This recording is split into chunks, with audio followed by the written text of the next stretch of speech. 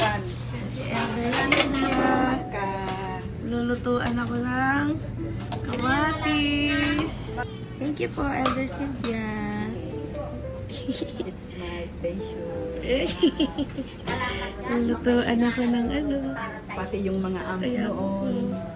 Nung umalis sila, ang sakit ng dibdib ko. Kasi namimiss ko na sila. Shout out sa mga amp dito dati sa Isabela. Miss na kayo ni Elder Sylvia. Wow! Gusto ko rin yan, pwede. Yay! Pero isang kutsara lang ah. Sino po, Elder Mar? Yan. Ah!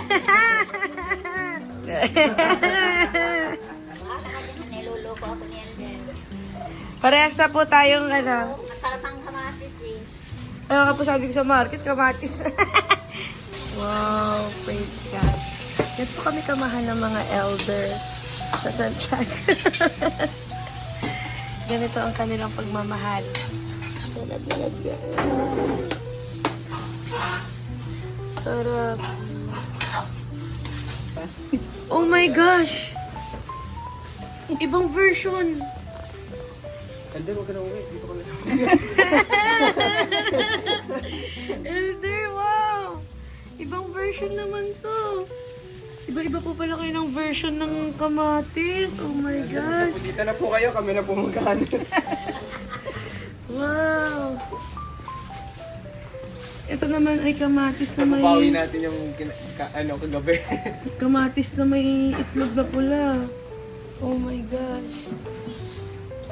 Good morning po! Morning po. Wow! Love you, Elder! Oh my gosh! Oh my gosh! Again, saan ka pupunta? Nakikita niyo ba yun, guys? Nakikita niyo kamatis na yan. Ulam na yan. Kahit araw-araw kong kain. Kahit araw-araw, Elder na ganyan. Okay lang, Elder. Nagpasakit ka, Diyos? Okay lang na ganyan sa araw-araw ulam. Oh my gosh. Kanya si Elder Sylvia, bawal mainitan. Dapat ano, kailangan may massage. Paborito may kamatis. Opo! Nasa bus pa lang po kami. Kamatis na po ang mukhang bibig mo. Sabi ko, papunta pa lang po ako. Sabi ko, alam mo, lulutuan ko kayo ng kamatis. Tapos pagdating ko po dito, oh. Basta kamatis. Opo. Yung una ko nga pong luto ng kamatis, nilaga ko lang po.